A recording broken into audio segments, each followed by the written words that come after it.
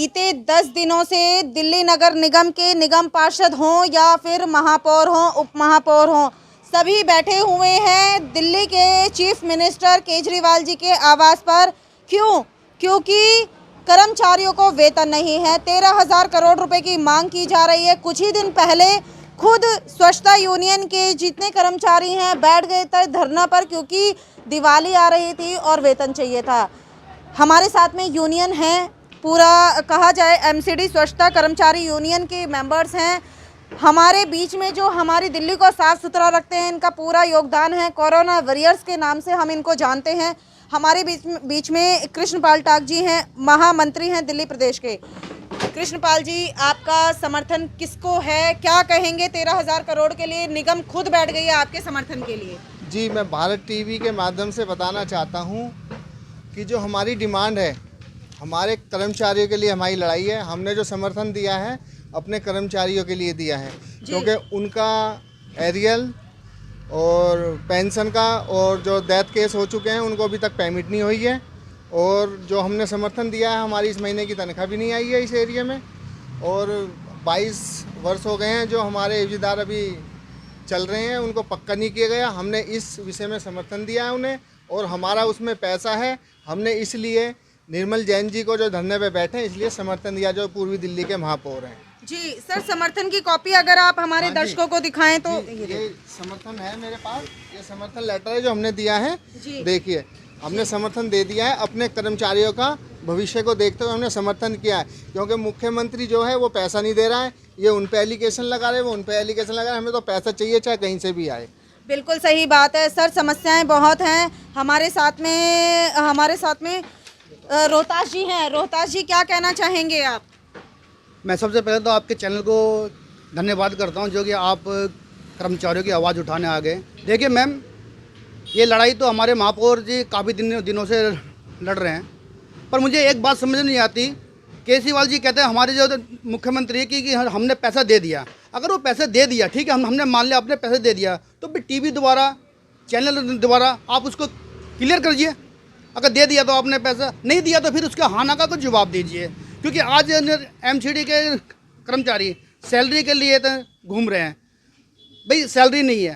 देखो, महीने का जो होता है हमारा एक वो होता है टारगेट, जो कि भाई तो दूध वालों को भी देना पड़ता है, ट्यूशन फीस भी देनी पड़ती है, अपने बच्चों की लिखाई पढ़ाई का भी देना पड़ता है। सही बात है। तो एक हमारा एक वो है, महीने का जो होता है हमारा टारगेट, वो बंदा है। सही बात है। उस चीज़ से अगर हम महरूम हो गए तो हमारे पास कुछ नहीं बचा, कुछ नहीं बचेगा। ठीक है। बाकी हमारे एरियल वगैरह बेदे रहे, मत दो हमारे, कोई बात नहीं। जब पैसा आएगा, जब वेतन में टाइम पे चाहिए। अगर टाइम पे वेतन नहीं आया तो बहुत दिक्कत हो जाएगी। और इसके द्वारा हम अभी तो हमारे महापौर जी बैठे, फिर हम बैठे हड़ताल पे। और बैठ के हम हड़ताल पे बैठ के और फिर इस सरकार का विरोध करेंगे।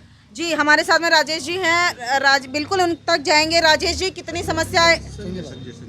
संजय जी, कितनी समस्याएं आ रही हैं आपके पास जब से वेतन की समस्याएं आपकी ज़िंदगी में आई है? वेतन नहीं मिल पा रहा है। ये कम से कम दूसरा महीना हो गया, अभी तक वेतन की कोई भी, अभी कम से कम 3-4 बार मेयर जी के पास गए। मेयर साहब वहाँ पे है नहीं, मेयर साहब धरने बैठे हुए हैं। बाकी वहाँ पे जितने भी अधिकारी वो यही कह रहे अभी तक कोई पैसा है नहीं हमारे पास, हम पैसा कहाँ से देंगे जी। अगर आप 13,000 करोड़ रुपये लेके आ रहे हो, और हमारा एरियल और हमारे जो कर्मचारी रिटायरमेंट हो चुके हैं, जो हमारे कर्मचारी मर चुके हैं, अगर उनका सबका भुगतान कर रहे हो तो हम आपके साथ सहयोग दें आपके साथ।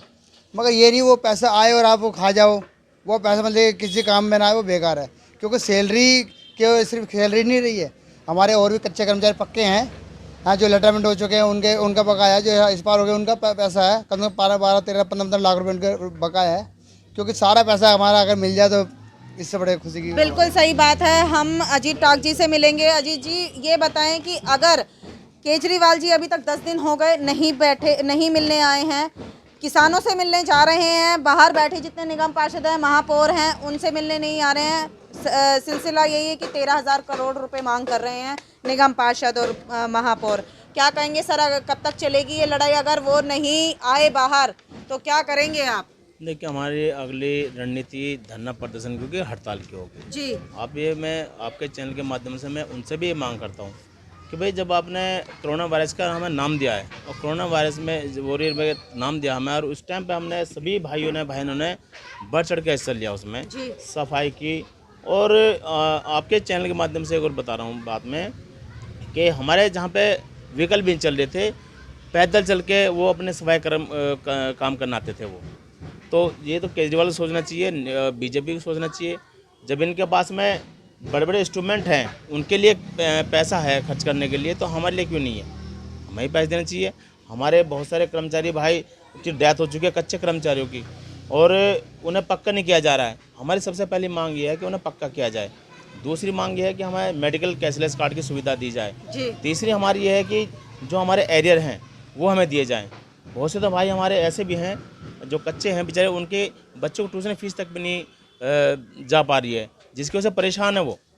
तो मैं आपके चैनल के माध्यम से मेयर जी को समर्थन दिया हमने, डांग साहब के माध्यम से, यूनियन के माध्यम से।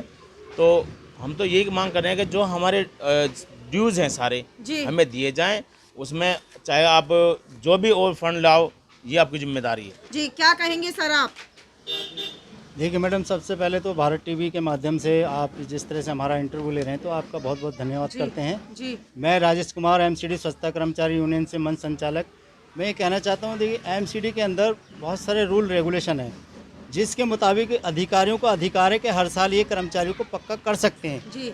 लेकिन इनके हठधर्मी है कि कर्मचारियों को 2014 के बाद अभी तक पक्का नहीं किया और कर्मचारी त्राही त्राही कर रहा है। यहाँ तक कि जो पक्के किए गए कर्मचारी 2014 में 13 में जो पक्के किए थे उनको बैक डेट से 2004 से मान लिया गया है, लेकिन उनका जो बकाया है एरियर अभी तक नहीं दिया, बल्कि इन्होंने एक सर्कुलर निकाल दिया कि भाई उनको 2013 से ही माना जाएगा। बिल्कुल सही बात है। लेकिन ऐसा नहीं होगा। जिन्होंने पीछे से मेहनत की है, सालों साल से वो लोग काम करते आ रहे हैं, तो उनका हक जो अधिकार है उनको मिलना चाहिए।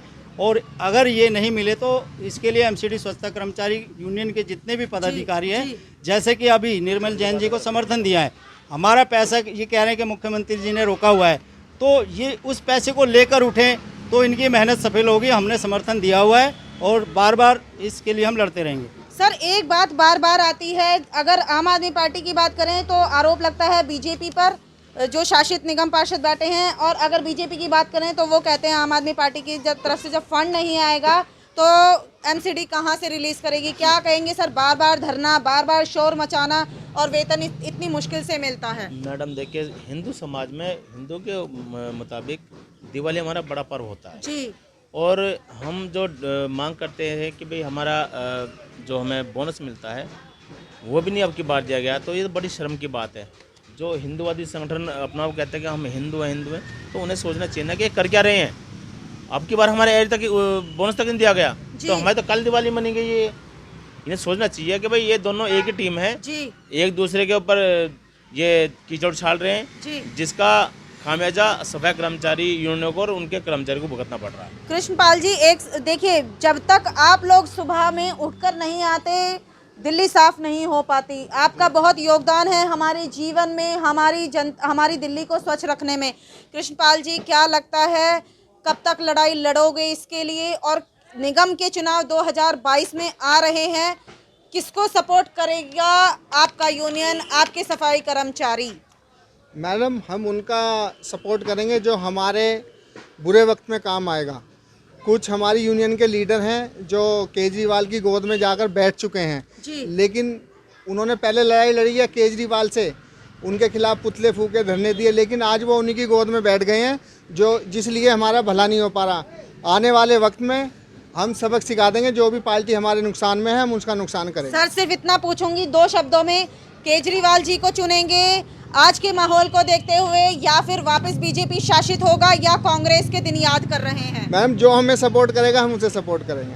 बिल्कुल सही बात है। देखिए, रोजगार, रोटी तो चाहिए ना हमारे बच्चों को, खाना तो हमारे बच्चों को चाहिए। जब तक वेतन नहीं आएगा कैसे चल पाएगा? 10 दिन बीत चुके हैं, निगम पार्षद बैठे हुए हैं, उप महापौर बैठे हुए हैं, सफाई कर्मचारियों ने पूरी तरीके से सपोर्ट दिया है फिलहाल बीजेपी शासित निगम पार्षदों को, महापौर को। चलते चलते हमारे साथ में ये अपने 2 शब्द और बोलेंगे जी। पहली बात तो है कि मैं भारत टीवी का बहुत दिल से स्वागत करता हूं कि उन्होंने हमारी गंभीरता को लेते हुए हमारे विषय पर एक टिप्पणी डाली। मैडम, पहली बात तो ये है कि जितने भी ये लोग नेता राजनीति कर रहे हैं, ये हमारे कर्मचारियों को बीच में डाल के हमारे को बना रखा है इन्होंने फुटबॉल। अच्छा। हमारी गंभीरता को नहीं देख रहे हैं कि हमारी स्थितियाँ क्या चल रही हैं, क्या परिस्थितियाँ। हमारे बच्चों की ये स्थिति आ गई कि हम बच्चों की ना तो ट्यूशन की फीस दे सकते हैं बिल्कुल। और स्कूल से नोटिस आया था कि भाई इमीडिएटली इन्हें बच्चों को निकाला जाए। भैया जब हमारे बच्चे पढ़ेंगे नहीं, जी, मतलब हम बिल्कुल। हमारे साथ तो जो हो रहा है, ये चाहते हैं कि इनके बच्चे भी आगे ना बढ़ें। यानी कि देखिए दर्द जो है वो झलक रहा है शब्दों में। हमेशा रो कर के नहीं अपने दर्द को जताया जाता है। आदमी बड़ा मजबूत होता है, घर की स्थिति संभालनी होती है, मरना है जीना है, तमाम सारी जीवन में समस्याएं आती हैं। एक तो लॉकडाउन की मार, ऊपर से जब वेतन नहीं आता समस्याएं बहुत सारी आ गई, कोरोना काल आ गया। इतना ही कह रहे हैं बार बार, हमारे बच्चे भी हैं, हम भी हैं, बहुत सारी चीज़ें हैं जिनके लिए शब्द शायद कम पड़ जाते हैं। राजनीति लगातार चलती रहती है।